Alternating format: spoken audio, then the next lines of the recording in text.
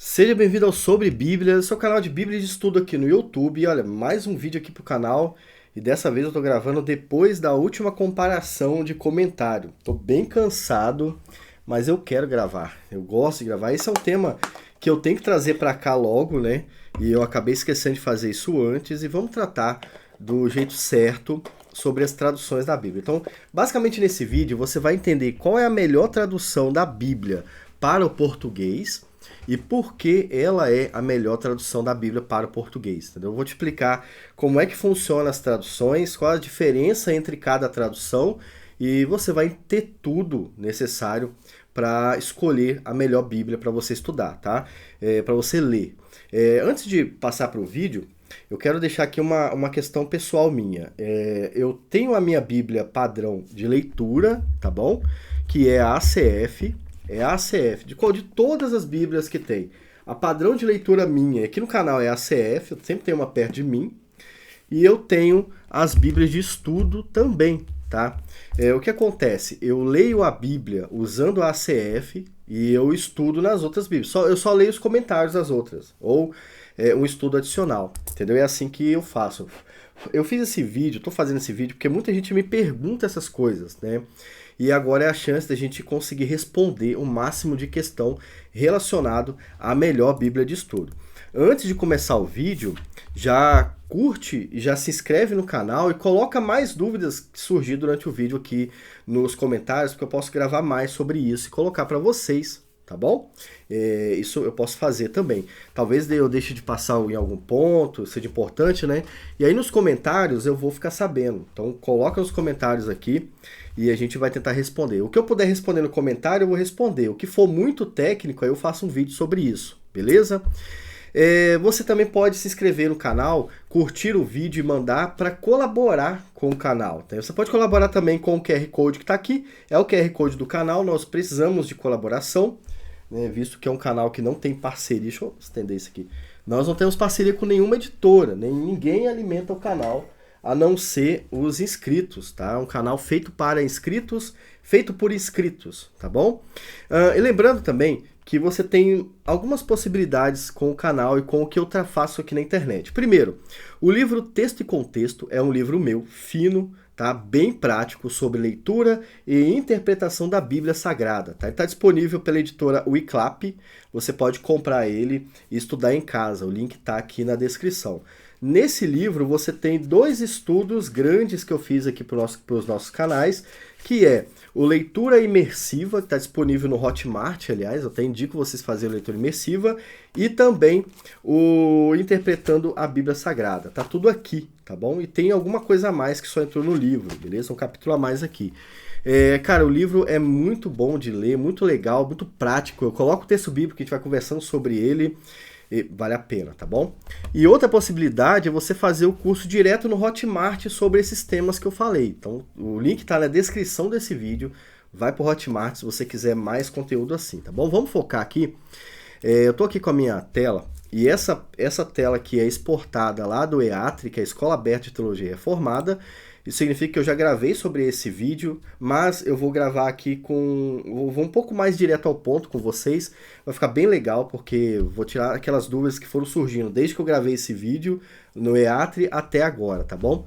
Então, o canal sobre Bíblias é o canal EATRE também, só que focados em Bíblias de estudo, né? É isso que a gente faz. Mas eu vou trazer para cá também por causa do nosso alcance aqui tá um pouco maior, beleza? Antes de começar, tem algumas questões práticas aqui, ó. Questões que têm que ser levadas a sério. Primeira questão, a Bíblia Sagrada é a palavra completa de Deus. O cânon da Bíblia, ele já está completo. Ele representa não parte da palavra de Deus como os liberais falam, né? Os moderninhos, né? Ela não é parte da palavra de Deus. Ou ela não contém a palavra de Deus dentro do que tem lá. Não, ela é a totalidade da palavra de Deus. A palavra perfeita de Deus é a Bíblia Sagrada. Tá bom? A Bíblia que compramos é uma tradução de pergaminhos antigos, né? E o que você tem na mão não é exatamente a Bíblia Sagrada, ela é uma tradução dos pergaminhos da Bíblia Sagrada, entendeu? Muita gente julga a Bíblia como se fosse o pergaminho do Antigo Testamento e do Novo Testamento. Não, ela é uma tradução do grego e do hebraico, tá bom? É uma outra língua que tem ali, mas é bem pouco. Então isso é importante você ter ideia. Por isso que há diferenças entre as traduções, porque ela é uma tradução de pergaminhos antigos, inspirados por Deus, preservados por Deus, né? E aí vem essa segunda questão. Deus, por sua soberania e poder, escolhe pessoas para reproduzi-la. Deus é que escolhe a preservação da Bíblia Sagrada, tá? Ele capacita pessoas para ler e interpretar os textos antigos. E isso aqui faz parte da soberania de Deus, tá? Que é uma doutrina cristã, beleza? Além disso não. Porém, né, existe uma batalha espiritual sendo travada contra a palavra de Deus. Vivemos num mundo onde há uma batalha espiritual sendo travada o tempo todo, né? Satanás não quer que você seja cristão. Basicamente é isso. Ele quer te enganar o tempo todo, né? Além do seu próprio coração, seu coração é pecaminoso, né? Você deseja o mal, naturalmente deseja o mal. Mesmo convertido, às vezes nós pecamos, né? Às vezes não, né? Todo mundo peca o tempo todo. Né? Mas não como o mundo, óbvio, né? Mas, além disso, Satanás, ele quer que você seja menos cristão. Ele quer que você tenha acesso a menos da palavra de Deus. Então, há uma batalha espiritual sendo travada contra a palavra de Deus. Justamente porque a palavra de Deus é luz para os nossos caminhos. Entende? Então, é por isso que é importante entender essa questão também. Por isso existem boas e péssimas traduções. Nós vamos descobrir um pouco sobre isso a partir de agora. É por isso que esse tema é importante. É por isso que é importante você ter uma Bíblia específica para estudo, para leitura, né? Como eu fiz aqui. O próximo slide já começa a falar sobre isso. Mas antes, quero lembrar vocês de que escolher uma tradução não é tudo.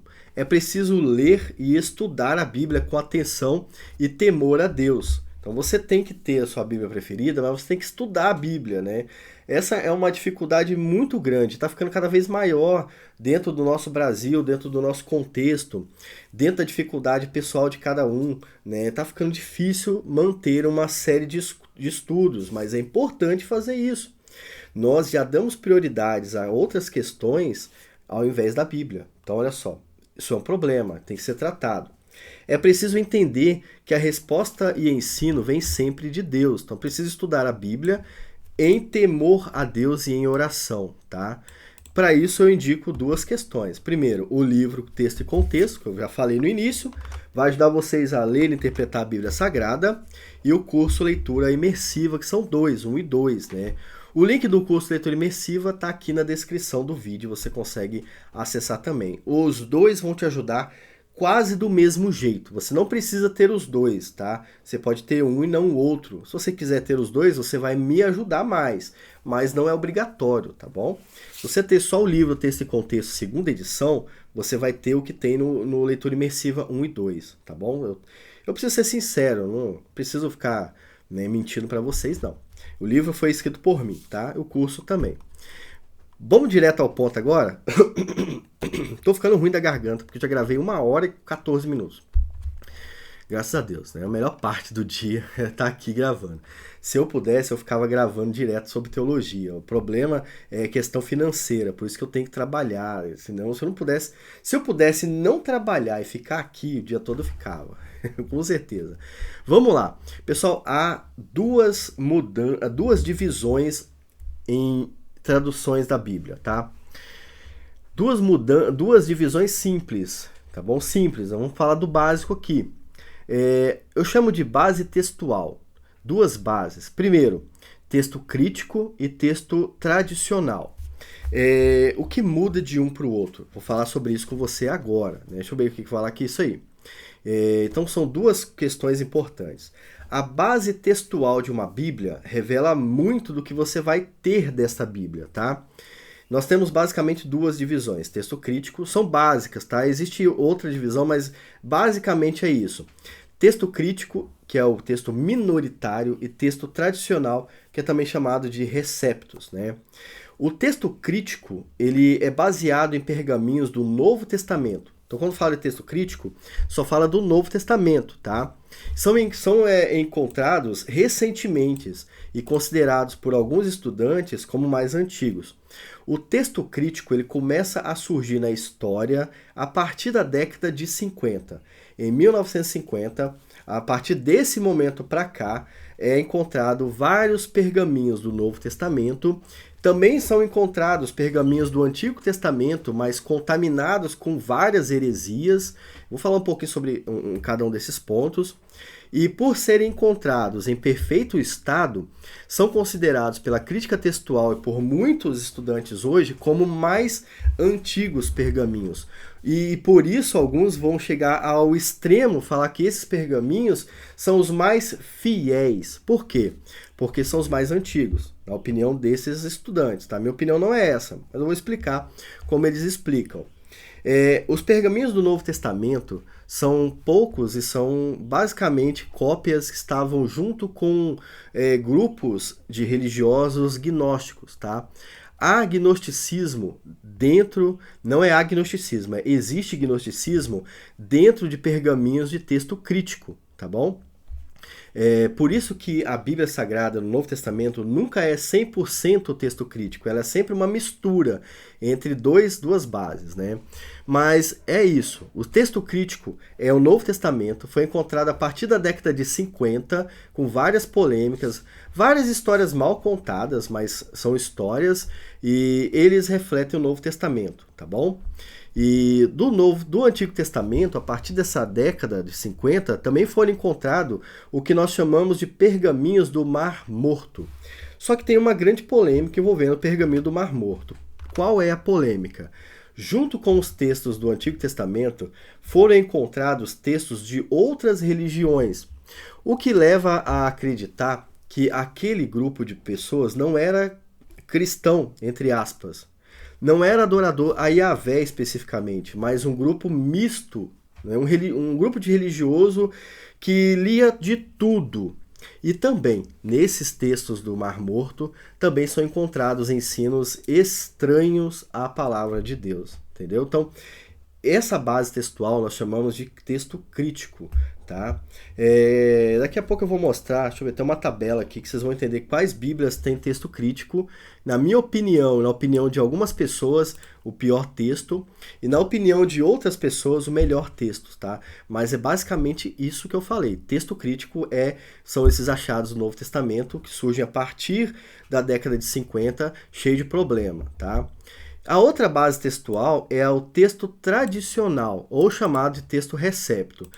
Só uma curiosidade, por que é texto minoritário aqui? Porque são menos textos, entendeu? São poucos textos achados, né? O texto tradicional ou recepto é a maioria da Bíblia Sagrada, né? São pergaminhos mais usados pelo cristianismo ao longo dos séculos. Base, por exemplo, para a Bíblia King James, né? A King James Version em inglês e a original, né? A tradução mais conhecida do mundo. Esses textos são considerados mais confiáveis, pois são usados desde sempre pela igreja. Qual é o grande problema do texto recepto que muitos críticos falam? O texto recepto é o texto bíblico que está sempre aí. Ele sempre existiu. Ele passou pela Igreja Católica, ele chegou a Lutero e ele chegou até nós. Esse é o texto tradicional, por isso o nome é tradicional, entendeu? Ele é o texto que sempre existiu. Algumas pessoas polemizam o texto tradicional que ele possa ter sofrido com interferências de tradutores, né? O que acontece com bíblias do texto crítico, na verdade, né? Como NVT, NAA. Né? Eles acham que o texto tradicional é que sofre interferência. E, na minha opinião, o texto tradicional recepto ele é o mais confiável justamente por ser o texto que sempre esteve na igreja. Não existe pergaminhos tão antigos do texto recepto, por quê? Né? Porque quando você pega uma Bíblia e recopia ela para outra, esta Bíblia que você recopiou, ela vai fazendo o quê? Ela vai envelhecendo, entendeu? Então, por isso que o texto recepto ele é o tradicional, e por isso que não tem tantos textos antigos do texto recepto. Por quê? Os copistas eles vão reescrevendo os textos Os pergaminhos antigos vão estragando e se perdendo, mas os novos estão ali com o mesmo texto do antigo, entendeu? Esses são os textos receptos. Bíblia de texto recepto traz não só o Novo Testamento recepto, mas todo o texto do Antigo Testamento também preservado ao longo da história da Bíblia, da igreja nesse caso. Então vamos repetir agora de forma resumida para você entender tudo que eu falei. As traduções atualmente são divididas em texto crítico e texto tradicional, que é o recepto, tá bom? Eu sei que pode ser difícil esse início, por isso eu vou deixar essa planilha, essa tabela para você ler de novo, mas é isso, tá? Existem dois tipos de base para a Bíblia Sagrada, crítico e tradicional. Eu expliquei o que são e agora eu resumi para você entender basicamente o que são. Entre a ACF e a NVT, não muda só a linguagem, muda também o papel que foi usado para copiar, entendeu? De onde veio a tradução? É isso. A tradução do texto crítico vem de pergaminhos achados depois de 1950, problemáticos e tudo mais, e a tradução ACF, a King James, a Reina Valera, ela vem de pergaminhos que sempre estiveram na igreja, são considerados ali tradicionais da igreja, né, preservados pelo Espírito Santo, a gente entende assim, beleza? Além disso, nós temos três divisões. Além de ter duas bases textuais, nós temos três formas de dividir a Bíblia, né? Mas o que são essas divisões? Essas divisões são o que a gente chama de método de tradução, ou a maneira como ela é traduzida, entendeu? Para explicar o método de tradução, eu sempre uso um exemplo de uma carta, né? Lá no blog Palavras em Chamas, tem um texto assim. Imagina que eu escrevo uma carta para vocês agora, essa carta tenha 30 linhas e tenha a minha linguagem. Eu escrevi essa carta, 30 linhas e a minha linguagem. Ou, vamos fazer melhor, imagina que você compre o livro Texto e Contexto. Eu escrevi o livro Texto e Contexto. Agora imagina que esse livro fica guardado por 30 anos, entendeu? Por 30 anos. Não foi o mesmo com a Bíblia não ficou escondida durante o tempo, mas imagina que esse livro tenha ficado. Aí imagina que você encontra esse livro e quer traduzir ele para as pessoas que estão vivendo daqui a 30 anos. O que muda de 30 anos para lá? Muda a linguagem, né? Muda o português. O português de hoje não é o português de 1990, entendeu? Só a gente falando de Bíblia, nós estamos falando do século I. O grego de hoje não é o grego do século I, que foi escrito no Novo Testamento, entende? Para isso existem métodos de tradução diferentes. Agora imagina que você quer traduzir esse texto literalmente do jeito que eu escrevi, né? Mas você também quer traduzir esse texto com uma linguagem mais comum para todo mundo. Métodos diferentes. O primeiro método, literalmente. O segundo método, mais contextualizado, para que as pessoas entendam melhor o que tá sendo traduzido. Entendeu? E aí existe o terceiro método, que é o método onde você não traduz, mas explica o que está sendo traduzido, que a gente chama de paráfrase, entende?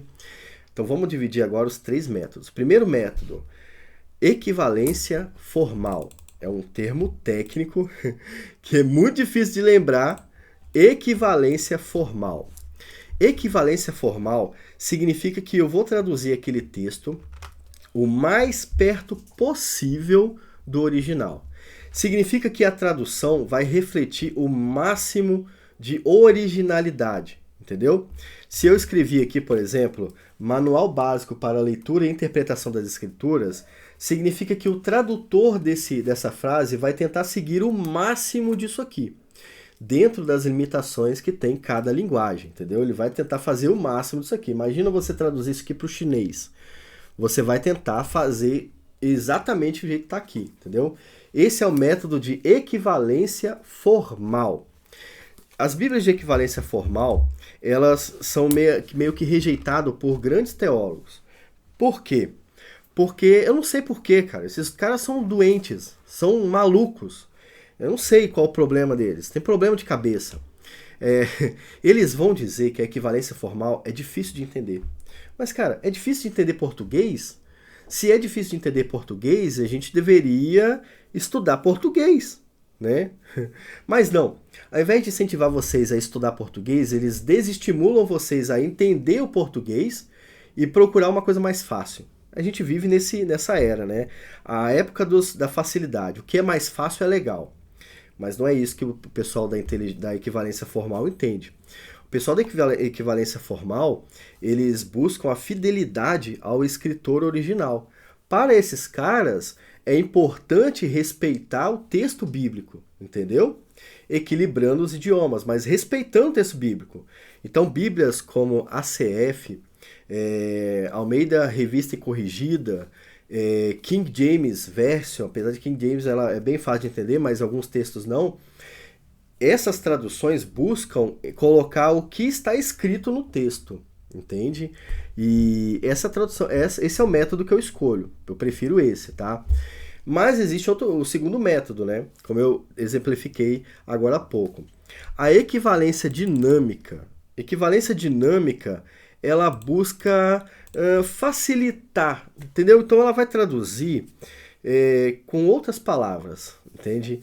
Ela vai tentar facilitar a linguagem para que represente o original. Né? Então, ó, essas traduções que adaptam o texto original à linguagem comum tendem a ser mais fáceis de ler, porém há muita interpretação no meio da tradução. Esse é o grande problema. Então, imagina que você tem uma Bíblia como a NVT, por exemplo, né, que houve uma grande polêmica na última comparação de texto, porque a NVT mudou o texto. Né? Eu mostrei para vocês no vídeo. Imagina que você tem aqui, ó, manual básico para leitura e interpretação das escrituras. Aí, para você fazer uma interpretação dinâmica, por equivalência dinâmica, ela vai fazer o seguinte: manual de leitura da Bíblia. Entendeu? Olha só. Ou ela vai colocar assim: aprenda a ler a Bíblia.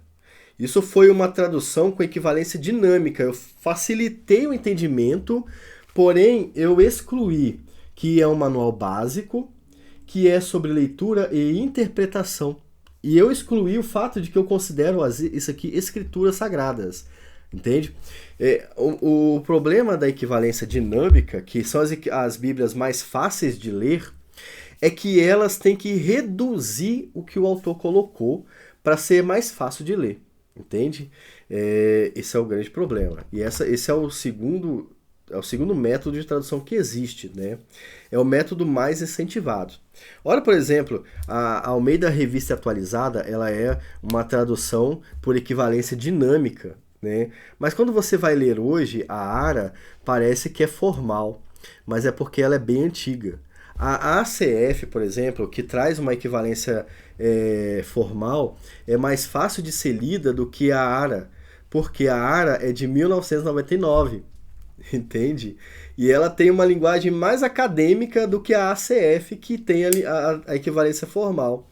Muitos líderes gravaram vídeos aí no passado e gravam ainda, falando que as Bíblias por equivalência formal são mais difíceis de ler. Mas é uma irrealidade, é uma mentira, tá? A Bíblia por equivalência formal, ela preserva o que está escrito.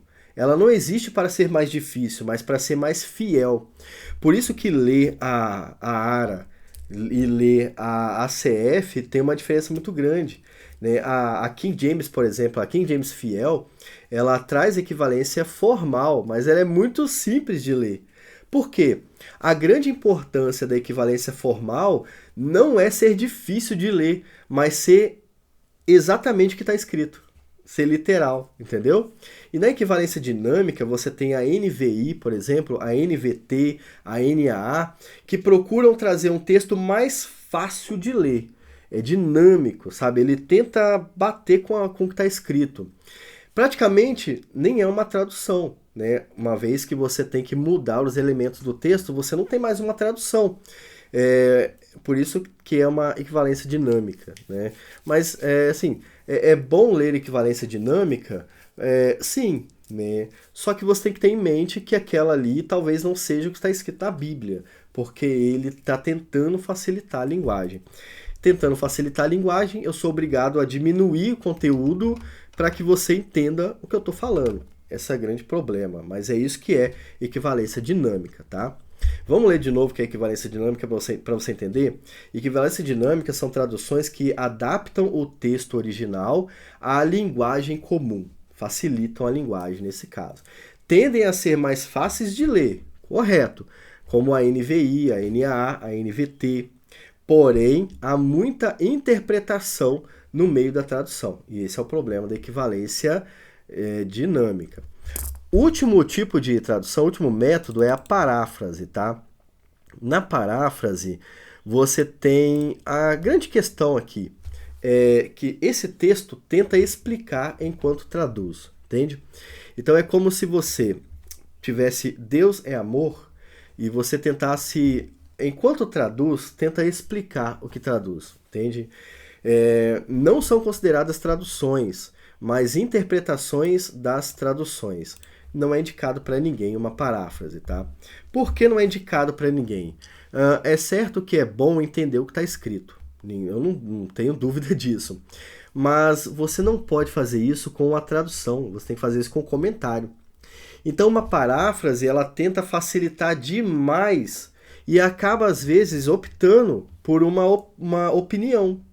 Entendeu? Porque para interpretar, tem a opinião. Não tem jeito, tem opinião, né? E é por isso que a paráfrase acaba não sendo indicada, tá bom? Basicamente é isso. Uma paráfrase, ela tenta explicar enquanto traduz. Fazer uma paráfrase, por exemplo, de um texto, é estender o texto ou mudar totalmente o texto para que a pessoa entenda, né? E Deus amou o mundo de tal maneira, né, que deu seu Filho unigênito para que todo aquele que crê seja salvo. Não pensa, como é que você vai traduzir isso? Você vai tentar explicar enquanto traduz, né? Não sei como é que tá aí nas paráfrases, porque graças a Deus eu parei de ler paráfrase há muito tempo, né? A paráfrase mais conhecida hoje no Brasil é a Mensagem, que infelizmente é uma paráfrase feita por presbiteriano, né? Que tinha o mesmo problema de cabeça das pessoas, né? Ah, não, as pessoas não sabem ler, então a gente tem que traduzir do jeito que elas entendam, né? Isso é um problema, tá? Isso não é uma solução. Mas é isso, são 3 métodos de tradução. Entendeu agora? Você sabia que tinha isso tudo antes de escolher uma tradução? Não sabia. Mas é porque você não estava no Sobre Bíblias. Agora você está no Sobre Bíblias, tá? Agora faz o seguinte, curte, comente e compartilhe o vídeo. Não acabou ainda, tem mais coisa, tá? O vídeo vai ficar um pouco maior. Vamos dar uma voltada aqui. Vamos lá. Uma tradução da Bíblia é dividido em 2 bases textuais, texto crítico e texto tradicional. Texto crítico é baseado nos pergaminhos encontrados do Novo Testamento, lá na década de 50 para cá. Tá? São pergaminhos mais antigos porque provavelmente não eram usados. Porque se você usa, você gasta. Se você gasta, você perde. Tá? Os textos críticos, eu não defendo texto crítico, tá? Os textos críticos são altamente problemáticos em a sua estrutura, no seu conteúdo e tudo mais. E tem a base textual tradicional, que é a Bíblia que veio da Reforma, que veio do catolicismo, que veio do primeiro século. Essa é a Bíblia tradicional, tá? Essa aqui é a base da ACF, da King James e tudo mais. A própria Bíblia de Almeida era baseada no texto tradicional, tá bom? Então são 2 bases textuais. Base textual é a fonte pela qual você vai criar a tradução, entende? Qual é a base textual do texto e contexto daqui a 50 anos? O livro dele, ó, o primeiro livro, texto e contexto, entendeu? Isso é base textual. Depois você tem a forma de traduzir o texto. Nós chamamos de método de tradução. Equivalência formal, mais dentro do original. Eu quero traduzir o que está escrito e ponto final. Equivalência dinâmica, eu quero traduzir o que está escrito, mas eu quero facilitar a leitura. E paráfrase, eu quero só explicar o que está escrito, né? Eu quero nem que você leia o original. Basicamente isso. Agora tem um guia aqui para você entender. E aí para você ver onde que está a Bíblia que você prefere, ó. Tá aí. Eu acabei esquecendo de citar a LTT, mas eu coloquei aqui. Vamos lá. Guia das traduções mais conhecidas. Texto crítico. método dinâmico. O texto crítico geralmente vai ser usado o método dinâmico, tá? NAA, texto crítico e método dinâmico, NVT, NVI, King James atualizada. A King James atualizada ela não poderia ser chamada de King James, tá?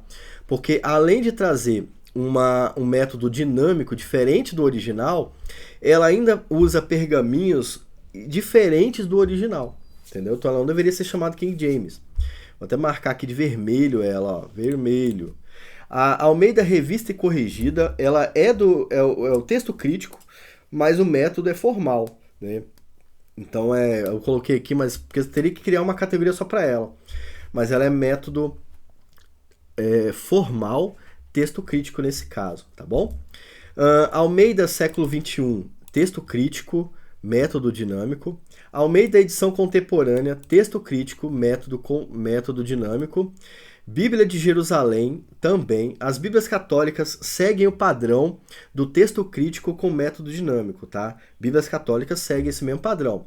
E a BTX é texto crítico e método dinâmico. BTX, ela é o máximo que tem de distorção dos achados aí de 1950. O Antigo Testamento é muito baseado no pergaminho do Mar Morto, com todos os seus problemas. E o Novo Testamento é muito texto crítico com todos os seus problemas. E ali, eu acho que a BTX até seria o método formal. E o que você acha? Bota no comentário aqui para ajudar a completar o nosso vídeo. As versões ACF, Almeida Corrigida Fiel, King James, a King James Fiel 1611, tá? Aqui apenas a King James pela BV Books, tá? A King James pela BV Books é essa King James que eu tô falando aqui. E a LTT, que é literal do texto tradicional, a LTT, ela tem o texto, a base textual é o texto recebido, o texto tradicional, e ela usa o método formal, tá bom? Só essas três bíblias em português que a gente tem, que usa o texto recebido e o método formal.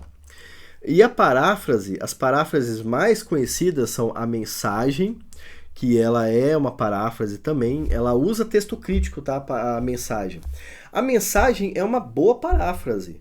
Você pode usar a Mensagem para ampliar o seu conhecimento do texto, mas tem que ficar atento, né, ao que o autor colocou ali.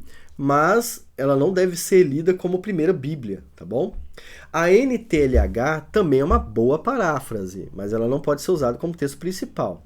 A NTLH chega a ser uma tradução, só que ela é muito parafraseada, então ela entra na categoria de paráfrase. A Bíblia Viva, sei lá, ou Nova Bíblia Vida, né, o Viva, Nova Bíblia Viva, né, ela é uma paráfrase também, tá bom? Não é uma tradução. Então, viu a tabelinha aí? Entendeu agora a diferença, cara? Nossa, que diferente! Vamos entender o que muda entre elas, né? Problemas comuns, né? Problemas comuns entre traduções. Antes de passar para os problemas comuns, eu vou convidar você que não curtiu o vídeo a curtir o vídeo de novo. Esse, inclusive, é um dos grandes problemas de canais teológicos no Brasil. Vocês veem muito, mas não curtem e não compartilham nada. O mundo vê, curte e compartilha mais do que o crente. Eu não sei porquê, cara. A gente deveria colaborar mais com os cristãos, sabe? Então colabora com o canal, curte o vídeo, se inscreve no canal, né? E vamos ver aqui o que muda na hora de traduzir esses textos, para você entender a diferença e escolher a sua aí. É claro, gente, esse vídeo ele vai apoiar o texto recebido. É o meu texto. O texto que eu apoio é o texto recebido, tá bom? Mas vocês vão ver que, na verdade, não é uma questão pessoal apenas, é uma questão de tradução mesmo, tá?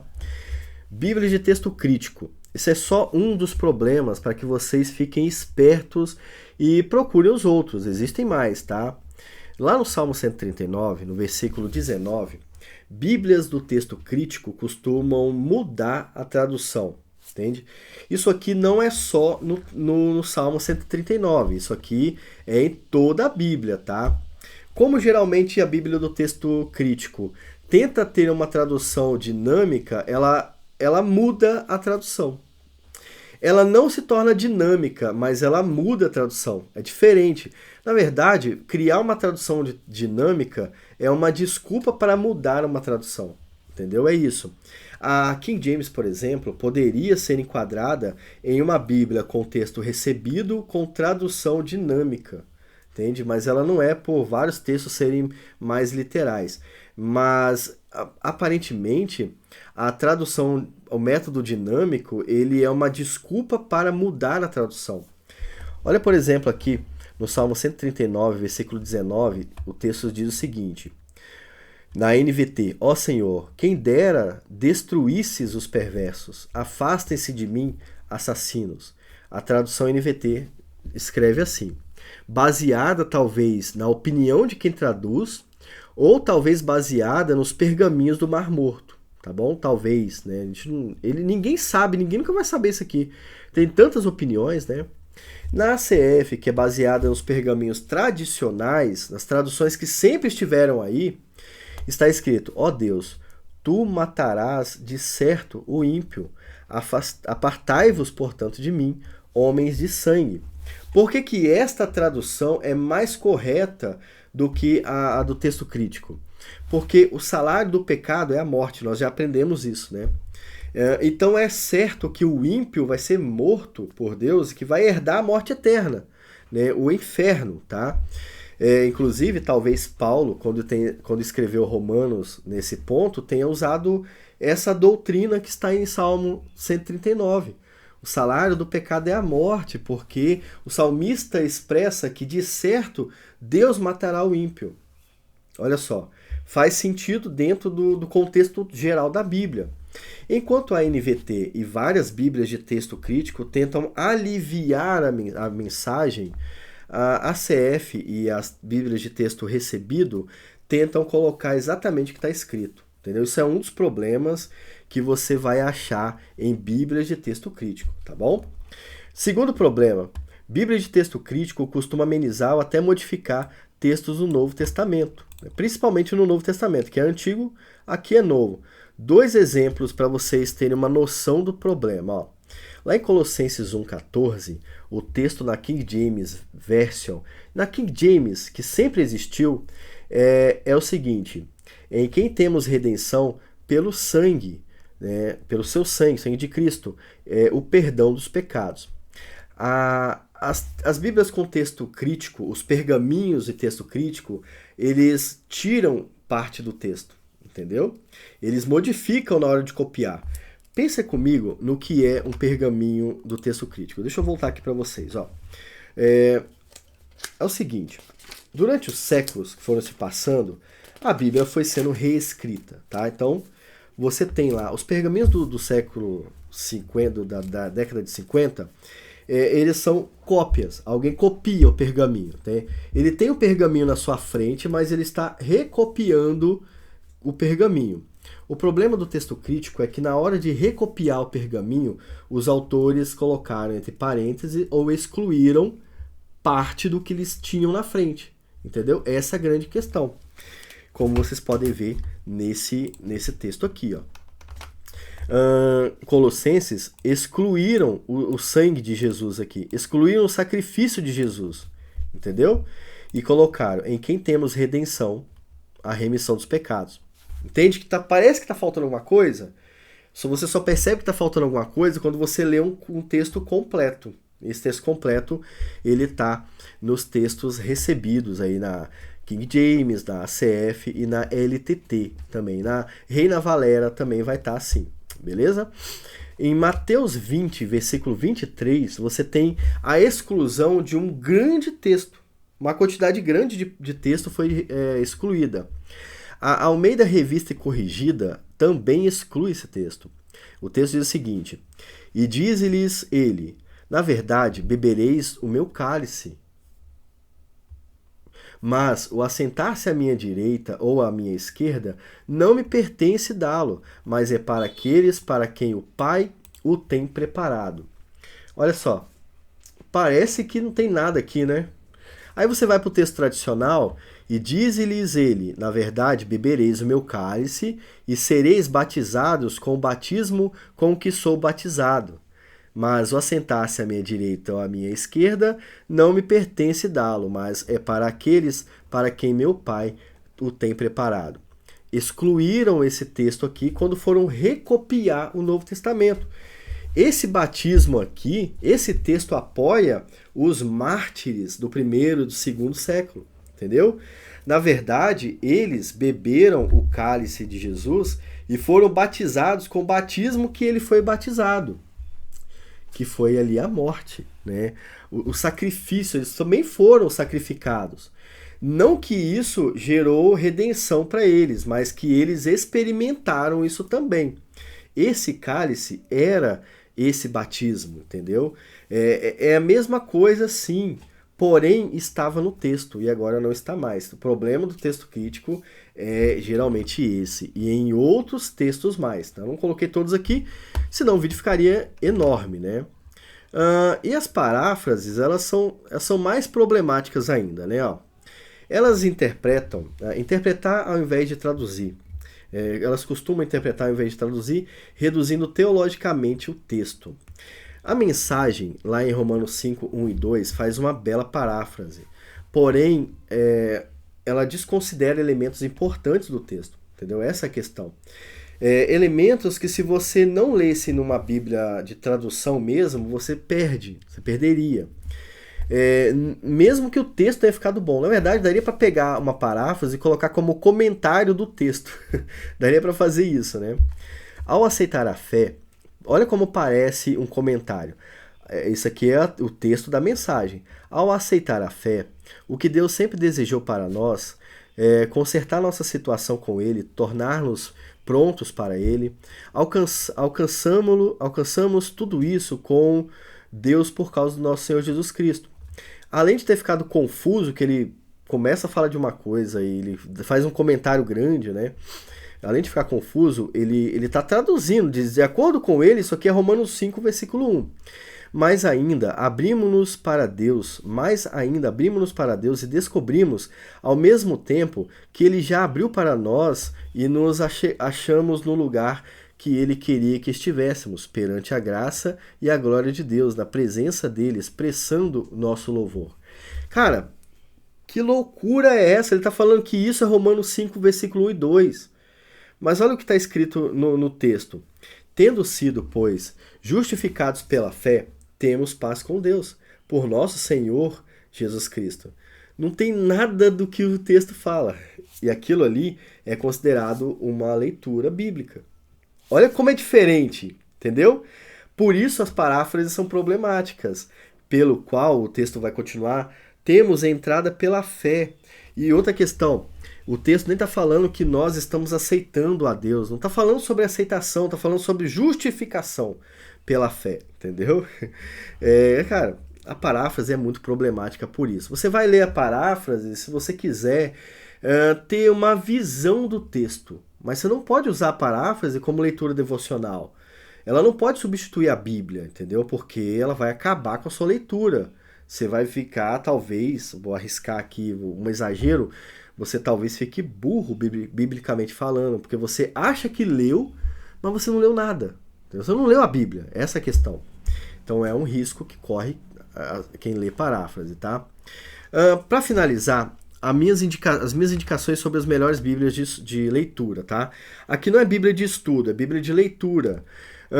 Texto recebido, eu indico a Almeida Corrigida Fiel e a King James Fiel 1611. A partir de dezembro de 2022, a King James ficou muito boa. Ela ficou muito melhor do que era no passado.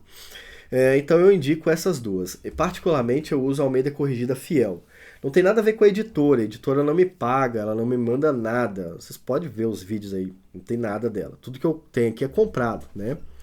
Então não tem a ver com a editora, tá? É questão de considerar ela uma melhor tradução, beleza? A King James Fiel está muito boa, ela está encostando na ACF, tá bom? Então eu indico ela para texto recebido.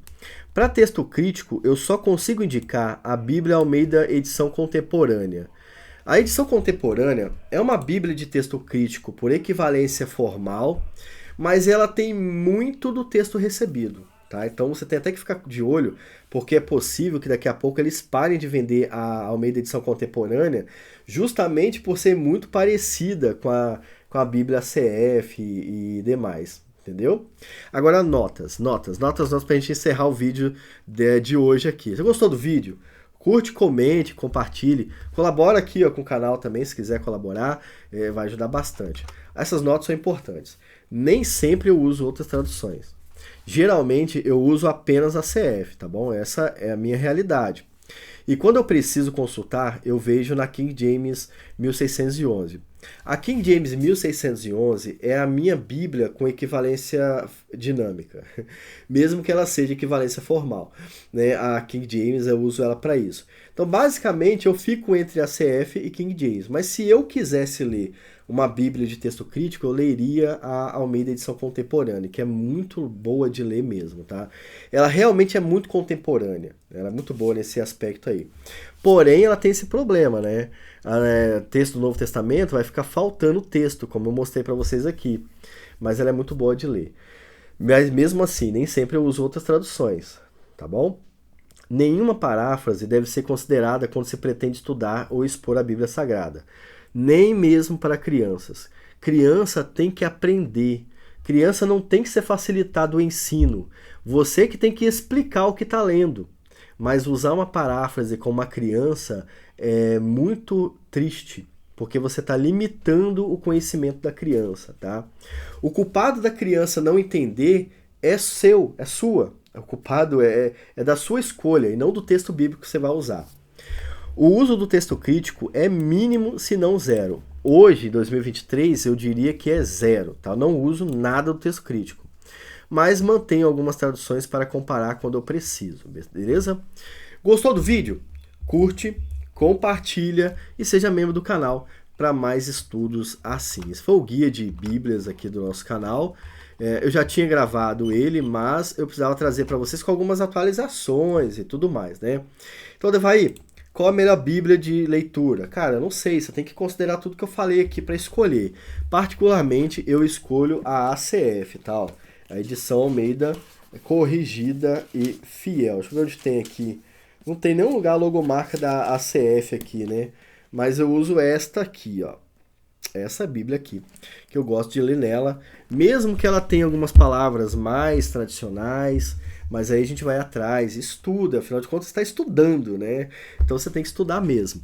Vou indicar novamente aqui, ó, o livro Texto e Contexto para te ajudar a estudar a Bíblia. Durante a produção do Texto e Contexto, eu usei a CF, tá? Eu usei a CF. Deixa eu ver se tem algum... Pode ter outra tradução aqui, mas basicamente eu usei ACF, tá bom? ACF para fazer esse livro aqui, que ficou muito bom por sinal. Fique com Deus, sejam aí as pessoas que vão escolher a tradução com base nas comparações e não na minha opinião, na opinião de outras pessoas, tá bom? Estude por si mesmo e que Deus nos abençoe a partir disso. Tchau!